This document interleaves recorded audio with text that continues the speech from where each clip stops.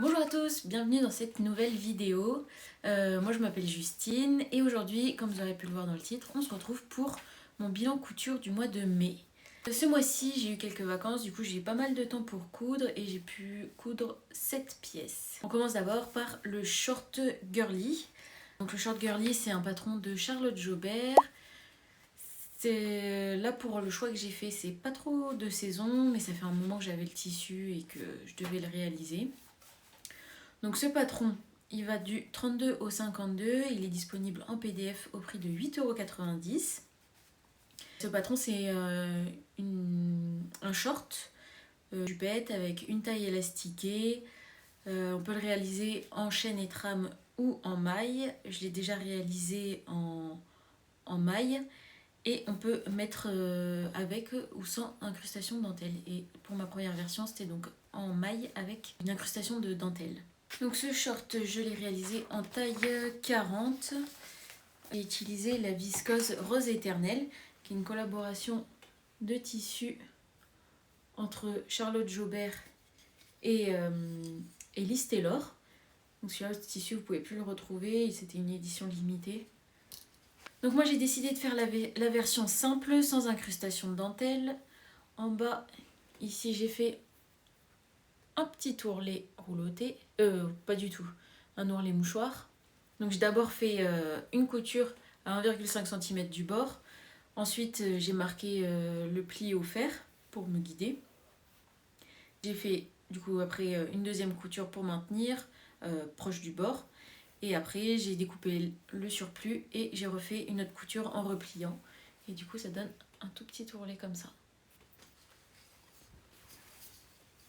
Donc voilà, ici il est taille élastiqué avec un petit volant. Vous venez faire une couture entre le haut de la ceinture et le haut de l'élastique. Pour ma prochaine version, je vais peut-être pour faire une taille en dessous. C'est déjà ce que j'avais marqué pour ma première version, qui était en maille. Et je me suis dit pour celle-là, vu que je fais en chaîne et trame, je vais peut-être faire la taille 40 et je verrai ce que ça donne. Vu que le tissu était extensible, peut-être que ça n'allait pas avoir le même rendu. Et niveau longueur, pour cette version, la prochaine fois, je ferai 1 cm en moins niveau longueur. On passe donc au projet suivant et il s'agit de la blouse Lison de Maison Cobalt. Donc c'est un patron qui va du 34 au 52 et qui est disponible en PDF au prix de 15 €. Donc ce patron, ça peut être une blouse ou une robe.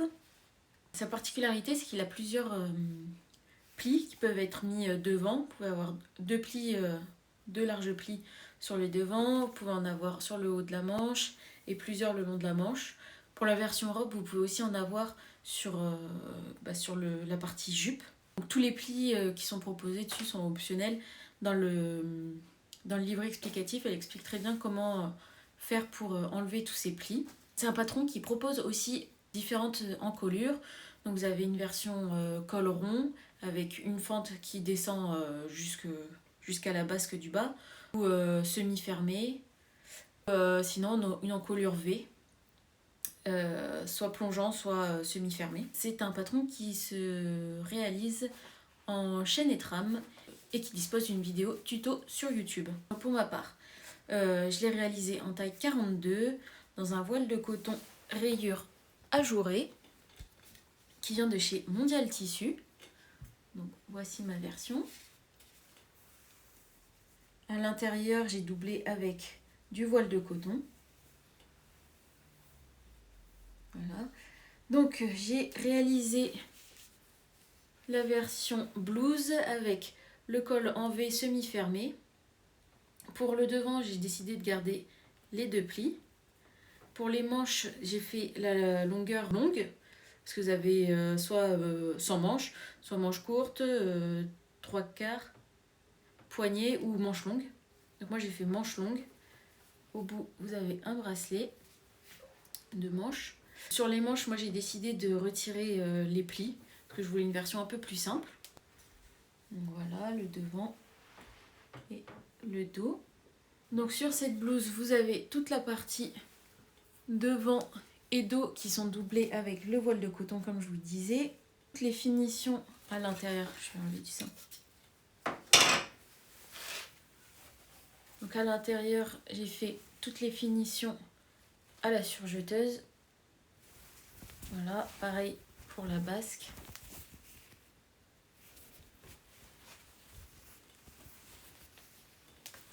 Et pour les poignets, ici j'ai fait un point à la main pour les retenir. Au niveau de l'encolure, elle ne nous propose pas de poser de droit fil, ni de faire de sous-piqûre. Donc si vous avez un tissu qui a tendance à se détendre facilement, il faudrait peut-être en poser. Moi là ici j'ai pas eu le souci. Et même la sous-piqûre, j'ai pas la doublure qui ressort. Vu que c'est en coton les deux, elle reste bien accrochée et elle ressort pas. J'ai déjà porté une fois et c'était nickel. Même au niveau du décolleté, c'est très correct, ça va pas trop profond, c'est ce que je voulais de toute façon. En plus elle est très légère, donc même pour cet été, même si elle a des manches longues, je pourrais encore la porter les jours où il fera un peu moins chaud. La prochaine version, je la ferai bien en taille 40 parce qu'elle est un petit peu trop large je trouve. Et réduire aussi l'ampleur et la longueur des manches. Parce qu'en fait, c'est manches longues, mais ça m'arrive sur la main, quoi. Du coup, ça me gêne un peu. Donc quand je la porte, je retrousse un petit peu les manches. Et au moins, ça aussi, le fait de retrousser, je trouve que ça enlève aussi un peu de l'ampleur de la manche. Parce que je trouve qu'elle est vraiment très, très ample une fois portée. Donc si je refais une version, pareil, ça je réduirai l'ampleur. Là, quand vous venez le poser ici, vous froncez tout le bord de la manche avant de poser la première partie du poignet de manche. Pareil pour la basque du bas, il faut un peu la froncer, mais au final il n'y a pas besoin de tant froncer pour que les deux parties se correspondent. Les plis, c'était facile aussi à réaliser, c'est très bien expliqué. Vous avez des crans pour vous montrer les endroits où il faut faire les plis. Et du coup, moi, ce que j'ai fait, c'est que j'ai marqué tous mes plis au fer à repasser et après j'ai cousu et voilà. Projet suivant, il s'agit d'un pantalon et c'est le pantalon Margaret de Germain Patron. Donc c'est un pantalon qui est disponible du 34 au 60 au format PDF à 11,90 € ou au format pochette à 21 € pour la taille 34 à 48 et 23 € pour la taille 46 à 60. Ce pantalon, c'est un pantalon tailleur avec deux plis plats sur le devant, donc vous en avez un de chaque côté. Dans le dos, vous avez aussi deux pinces pour vraiment bien ajuster avec le galbe de la fesse. Et c'est un patron qui se réalise en chaîne et trame. Et ce qu'on aime bien aussi, c'est qu'il y a un tuto vidéo proposé par la marque pour réaliser le montage de ce pantalon. Donc moi je l'ai fait en taille 42 et j'ai fait pas mal de modifications au niveau de la taille du coup. Pour le tissu, j'ai utilisé un sergé de laine couleur mocha qui vient de chez Blondie Mercerie. De ce que j'ai vu, il est plus trop dispo. Il est même plus du tout de cette couleur. Il me semble me l'avoir vu dans une autre couleur, mais en mocha il n'y est plus. Dans sa composition, il est en polyester, viscose, laine et il a un 4% d'élastane, ce qui fait qu'il est très confortable. Voici ma version.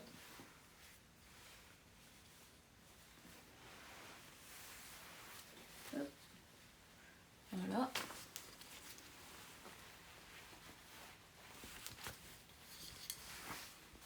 Et le dos, vous voyez ici, vous avez une pince et vous avez l'autre juste ici. Sur le devant, vous avez aussi deux poches italiennes qui sont du coup réalisées dans le même tissu que l'extérieur. Vous avez une ceinture avec des passants et sur le devant une braguette. Donc moi j'ai décidé de mettre un crochet, voilà, que j'ai cousu à la main et une braguette. Pour la braguette, ce qui est bien dans le tuto, c'est qu'elle conseille de prendre des braguettes, des zips comme ça, ce qui sont plus fins et ils se voient moins à travers le tissu par rapport aux fermetures éclairs des jeans. Sur ce modèle, la ceinture extérieure est entièrement thermocollée. Donc là j'ai utilisé un thermocollant tissé plutôt moyen. Vous avez le soupon et le parement qui sont aussi thermocollés. L'ouverture des poches, je l'ai aussi thermocollée avec le même thermocollant que pour la ceinture. J'ai découpé une petite bande. L'idéal c'est d'avoir du biais thermocollant. Pas du tout. D'avoir du droit fil thermocollant parce que c'est plus pratique et plus rapide.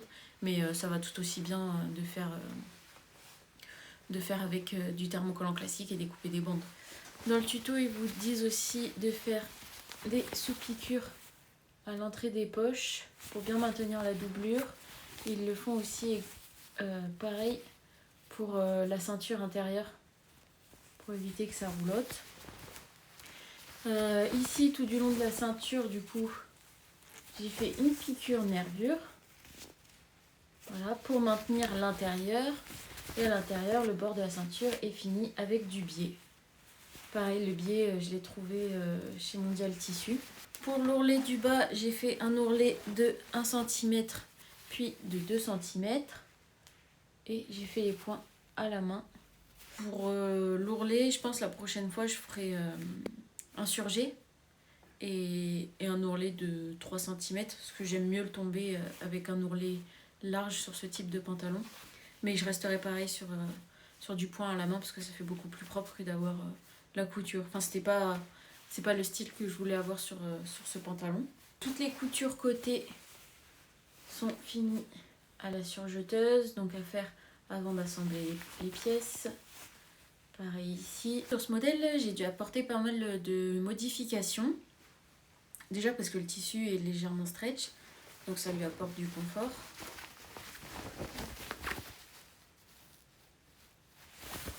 Voilà. Mais du coup, je pense que j'aurais pu choisir facilement une taille en dessous. Sauf que j'avais peur aussi pour mes cuisses d'être trop à l'étroit. Donc dans le dos, sur la couture milieu dos, j'ai décalé de 1 cm. Donc vous voyez, on voit ma première couture que j'avais fait ici. Et là, j'en ai refait une deuxième. J'ai décalé d'1 centimètre parce que c'était trop grand au niveau de la taille. Du coup, j'ai fait ici 1 cm. Suivant la courbe, j'ai redessiné avec un perroquet. Donc au total, ça m'a enlevé 2 cm à cet endroit-là. Et ensuite, sur les pinces dos, pareil, vous voyez, il y a 2 coutures. J'ai décalé à 0,8 cm sur chaque, ce qui fait donc 1,6 cm en moins sur le tour de taille. Donc au total, 3,6 cm de trop à cet endroit-là. Du coup, de modifier les pinces et la couture dos, il a fallu aussi que je modifie la partie dos de la ceinture parce que sinon elle correspondait plus. Elle était trop large en fait et du coup les coutures côté n'allaient plus correspondre. Au niveau de la longueur de la jambe, je fais 1,60 m et j'ai retiré 2 cm parce que du coup au total j'avais 5 cm de trop, j'ai retiré 2 cm et après les 3 autres centimètres c'est parti dans l'ourlet. Pour les passants, donc en haut ils sont pris dans la couture de la ceinture et en bas il faut les rajouter par-dessus. Dans le tuto ils disent de faire la couture au-dessus, de faire un repli et de faire la couture au-dessus, mais c'était trop épais avec mon tissu, du coup j'ai écarté et j'ai fait la couture directement ici. J'aurais peut-être dû refaire après une autre couture par-dessus pour vraiment bien la plaquer. Parce que quand on le garde comme ça, ça reste très arrondi. Et j'aimerais mieux qu'il se plaque un peu plus sur le tour de la ceinture. Pour la prochaine version, il faudra d'abord que je modifie les pièces du patron ou alors que je passe à une taille en dessous. À voir si la taille en dessous suffit à réduire autant que j'en ai besoin. Parce qu'en soi, je me dis que la ceinture, avec le thermocollant, elle n'est plus du tout extensible. Donc c'est que j'avais vraiment encore trop de place. Il faut que je vois aussi par rapport au tour de cuisse pour ne pas me retrouver saucissonnée dedans. Quatrième projet, il s'agit d'un top qui n'était pas du tout prévu. Mais c'est une inspiration que j'avais vue sur les réseaux. Et du coup, autour de ça, j'ai un peu imaginé une tenue pour l'été. Et j'avais le tissu aussi qui allait bien pour réaliser ce projet qui me restait un peu sur les bras. parce que je m'en étais servi pour autre chose à la base, mais il me restait une grosse chute et d'ailleurs je crois qu'il m'en reste encore un petit peu à utiliser. Donc pour ce projet, j'ai utilisé le patron du top Milo de Maison Cobalt. Donc pareil, c'est un patron disponible du 34 au 42. Pour le moment, c'est proposé que du 34 au 42. Il est disponible au format PDF à 10,50 €. Donc c'est un patron qui propose beaucoup de versions. À la base, c'est plus un t-shirt qui peut être fait soit dans du chêne et trame, soit dans de la maille, et qui a la particularité d'avoir des ouvertures dans le dos. Et très récemment, elle a sorti un tuto pour une troisième version possible. Donc c'est celle que moi j'ai réalisée. Donc pareil, là, c'est pas expliqué dans le livret explicatif comment faire cette version, mais sur Instagram, elle a fait un petit réel pour expliquer comment faire la même chose qu'elle.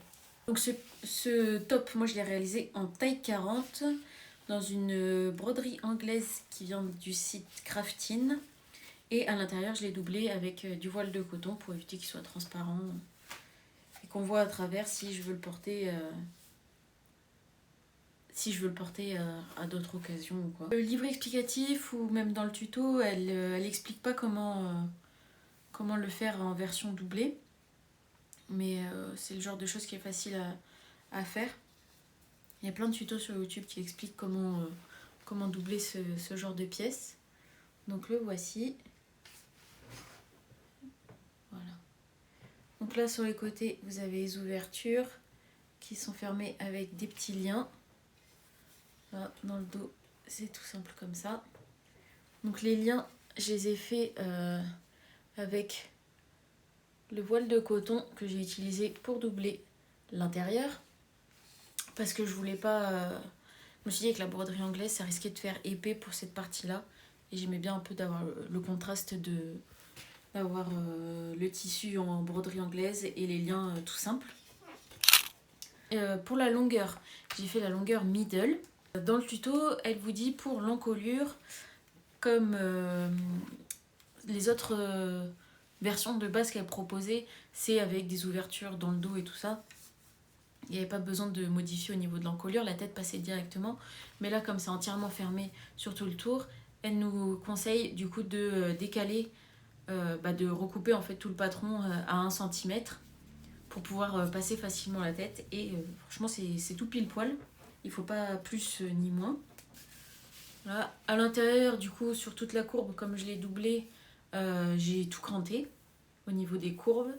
Pour les nœuds, du coup, il faut réaliser 4 bandes de tissu de 7 par 30 cm.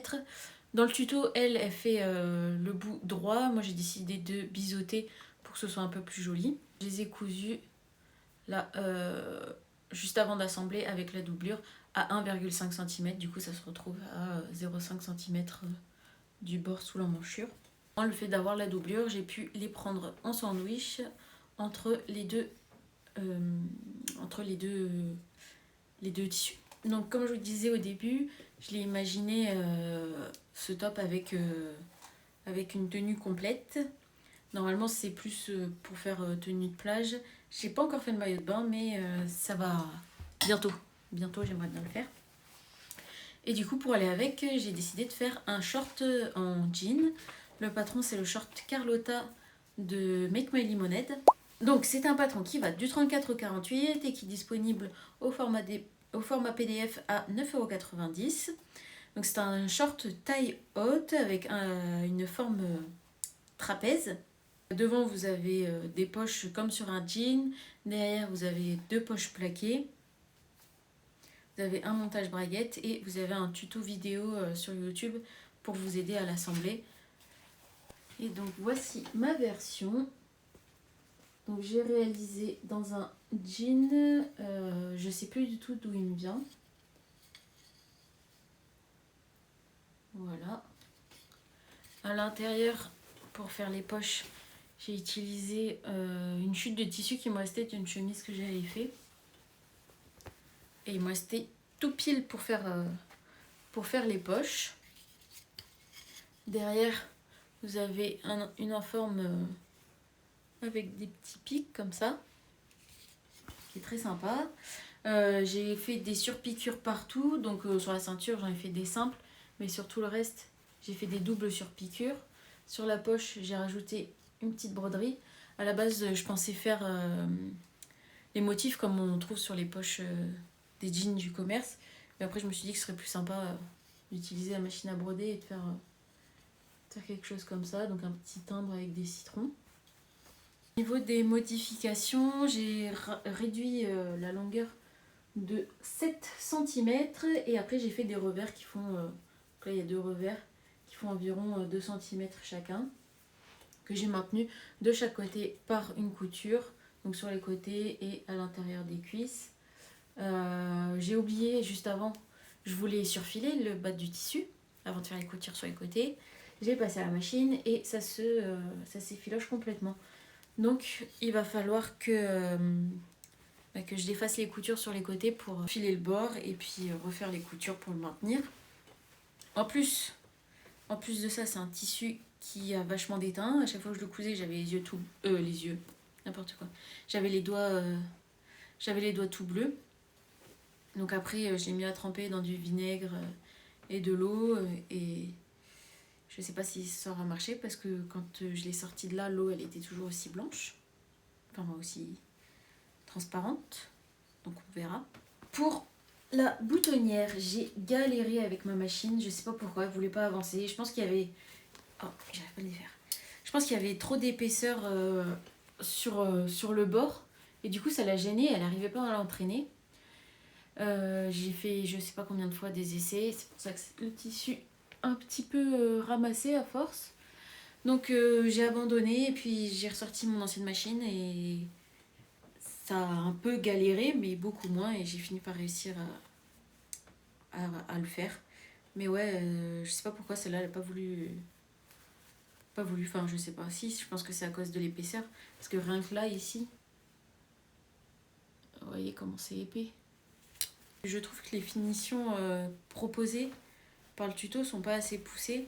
Par exemple, ici sur le bord, ils disent pas de surjeter, donc sur le coup, j'y ai pas pensé parce que je suivais le tuto. Et maintenant, là, ça s'effiloche de partout. Voilà. Pareil ici. Ici, elle est surjetée, mais le tissu en dessous de la jambe, là, il est pas du tout surjeté. Donc ça aurait été... C'est des choses auxquelles il faut que je pense la prochaine fois que je le referai, parce que je pense qu'il y en aura d'autres, des versions. Il faudra que je fasse ça. J'ai utilisé ma recouvreuse pour faire les passants.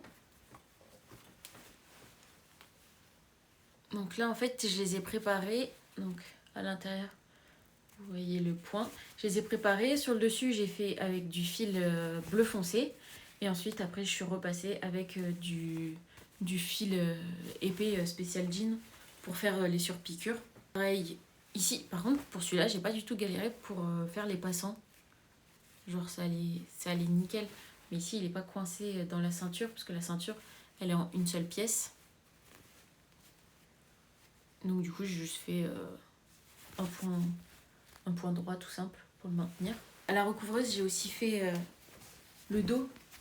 Parce que cette pièce-là, en fait, toute l'enforme du haut, il faut replier le bord d'1 centimètre et poser par-dessus la jambe. Et du coup, ils sont pas du tout surfilés. Du coup, je me suis dit, je vais faire à la recouvreuse. Donc, c'est ce que j'ai fait. Pareil, j'ai fait avec du fil normal, un cône de surjeteuse, quoi, pour assembler. Et ensuite, je suis venue repasser avec le fil épais à la machine à coudre. Et du coup, bon là, ça s'effiloche. Mais après, au moins, vous voyez, ça sera bloqué par tout le fil. Et même pour faire la pointe, c'était pas si dur en fait. Vu que les deux aiguilles, elles sont pas tout à fait à la même hauteur, il y en a une qui est un tout petit peu plus basse. J'ai levé les aiguilles, mais en laissant une plantée. Et du coup, ça m'a permis de faire pivot et d'avoir une pointe plutôt réussie. Pour la broderie de la poche, donc c'est un dessin que j'ai trouvé sur Pinterest. Et après, je l'ai fait moi-même Sur l'ordi, je l'ai vectorisé, tout ça, et puis je l'ai mis dans la machine. Pour maintenir le soupon, j'ai fait une petite couture comme ça. Et puis, je sais pas si on voit bien. Voilà.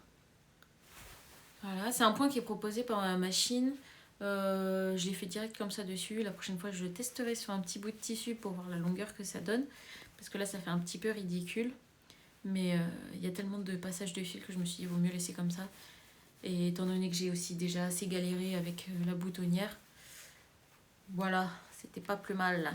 J'avais vu ça sur le compte de Petit Bout de Création, qui a la même machine, donc Audrey, qui a la même machine et qui disait qu'elle avait utilisé ce point-là, donc c'est ce que j'ai fait. Du coup, le soupon, je trouve qu'il est un peu court sur le patron par rapport à la fermeture éclair qui nous demande d'utiliser. Et pareil pour la fermeture éclair, je pense la prochaine fois je fais comme sur mon pantalon Margaret, j'utiliserai le même genre de zip. Parce que quand il est fermé, ça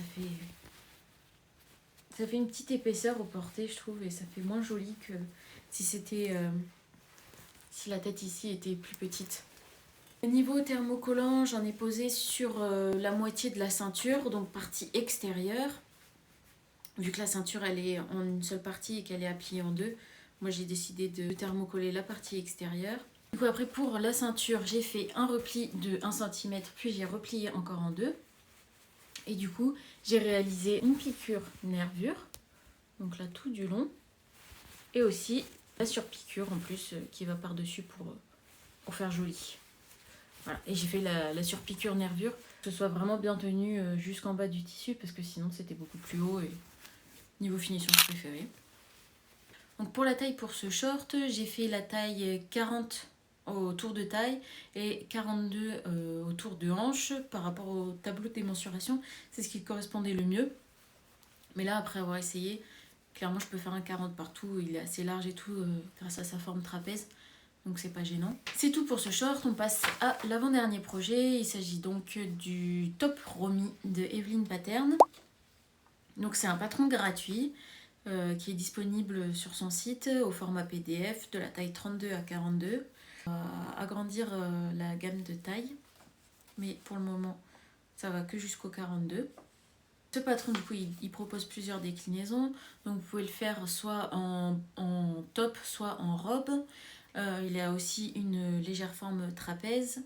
Et pour le bas, soit vous faites un ourlet tout droit, soit vous pouvez faire des festons. Dans le dos, il se referme avec une goutte.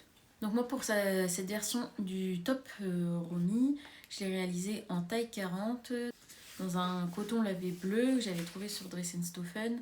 Donc là c'était une chute qui me restait, j'avais envie d'essayer le patron, j'avais vu une inspiration. Et du coup pour utiliser mes chutes. Donc voici ma version. Donc moi je l'ai fait version top avec l'ourlet droit. Du ourlet droit mais en vrai c'est légèrement arrondi sur le milieu. Donc pour la pièce devant, je ne l'ai pas coupée au pli. Je l'ai coupée en 2 fois et j'ai rajouté aussi 1 cm pour avoir une marge de couture. Et donc pour faire une couture comme ça. Et après j'ai fait double surpiqûre. Donc j'ai fait ça aussi sur les épaules et dans le dos. Pour cette finition, j'ai d'abord surjeté tous les bords du tissu et ensuite je l'ai assemblé. Donc j'ai ouvert les coutures. Pareil aux épaules. Pour finir, l'emmanchure et le col, elle propose de mettre une parmenture. Moi j'ai fait du biais maison. Donc pour le biais, j'ai utilisé le tuto de Pauline de By Popo, si je ne me trompe pas, pour faire du biais à la chaîne, vraiment dans le biais quoi, du vrai. Et pour ça, j'ai utilisé de la popeline de coton qui me restait durant un moment. Surpiqûre partout. En bas, j'ai fait un ourlet de 2 replis, 1 cm puis 2, avec un point droit tout simple. Et pour le dos qui finit par une goutte, moi j'ai décidé de poser un crochet. Voilà. Je préférais avec le crochet plutôt qu'avec un bouton parce que je trouve ça déjà plus simple à attacher dans le dos. Et puis en plus ça se voit pas trop et J'avais pas envie de rajouter un truc ou quoi qui se verrait. Donc voilà. Il fallait bien cranter parce que c'est vachement arrondi. Et sinon ça se plaçait pas bien. Vous voyez, là ici ça c'était un peu compliqué, ça gondole légèrement. Mais le fait de cranter, ça a bien aidé. Pour le dernier projet de ce mois-ci, donc je l'ai fini juste avant de tourner la vidéo. Il s'agit donc de la jupe ambre de Maison Cobalt qui va du 34 au 52 et qui est disponible au format PDF au prix de 13,50 €. C'est une jupe un quart de cercle qui est coupée dans le biais et qui propose plusieurs variantes. Comme dans tous les patrons chez Maison Cobalt, à chaque fois elle propose plusieurs versions. Donc vous avez plusieurs longueurs, courtes, middle ou longues. Vous pouvez faire avec ou sans fente, avec une fente, deux fentes ou pas de fente du tout. Donc au niveau de la taille, vous avez aussi deux choix possibles. Soit vous posez une ceinture, soit une parmenture. Pareil pour la fermeture sur le côté, soit fermeture éclair invisible, soit avec des boutons, soit avec des petits nœuds. Donc pour les versions avec boutons et nœuds, je vous propose un petit empiècement à mettre à l'intérieur pour cacher et qu'on ne voit pas la peau en dessous. Voici ma version. Je l'ai réalisée en taille 40 dans une viscose qui vient de chez Dries & Stoffen que j'ai depuis un moment, donc je ne sais pas si elle sera encore dispo.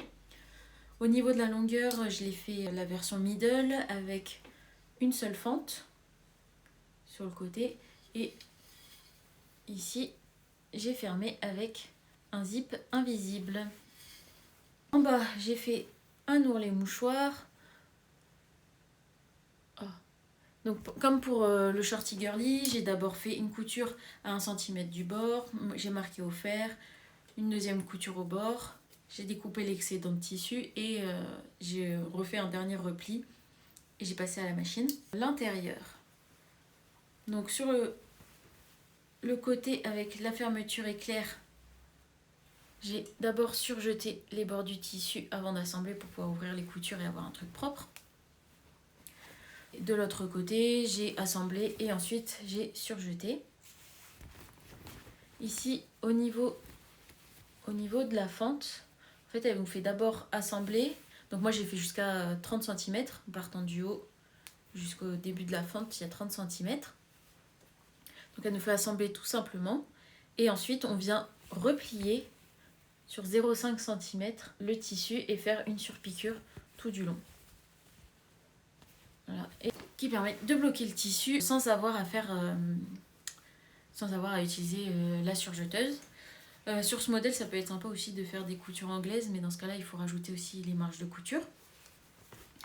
Pour la partie avant, étant donné que je voulais qu'une seule fente et que je voulais qu'il y ait aussi qu'une seule couture et pas deux, j'ai réimprimé la partie devant milieu qui est normalement à couper au pli. Donc j'ai réimprimé cette partie-là que j'ai assemblée à l'autre. Comme ça me faisait une seule pièce à couper, à pas couper au pli. Comme en plus il faut mettre le tissu... il faut couper les pièces dans le biais du tissu. Et que j'avais que 1,30 m de tissu. Donc j'ai réussi à la caser, donc ça je suis plutôt contente. Donc voilà, j'ai assemblé le milieu. Et ensuite, la partie côté qu'il faut rajouter, qui est identique à celle où il y a le côté de la fente. J'ai aussi collé. Hop, j'ai découpé tout autour. Et ensuite, j'ai pu couper la dernière pièce qui me manquait. Et comme ça, sur le devant, j'ai qu'une seule couture. Pour le bas, au moment de faire l'essayage final, j'avais déjà fait l'ourlet, bien sûr. Enfin, j'avais terminé, quoi. Je me suis rendu compte, en fait, que le tissu avait vachement travaillé. Et... alors je le savais, hein, je l'ai suspendu exprès en me disant bon bah si le tissu il bouge comme ça après je fais mon ourlet il sera droit et j'avais pas vu que ça avait bougé autant et du coup ce qui fait que j'ai le devant qui est plus court, qui est plus long que le dos. Donc je suis ravie, je vais pouvoir pas démonter le tissu, enfin démonter le tissu pas du tout, je vais juste refaire l'ourlet en égalisant partout.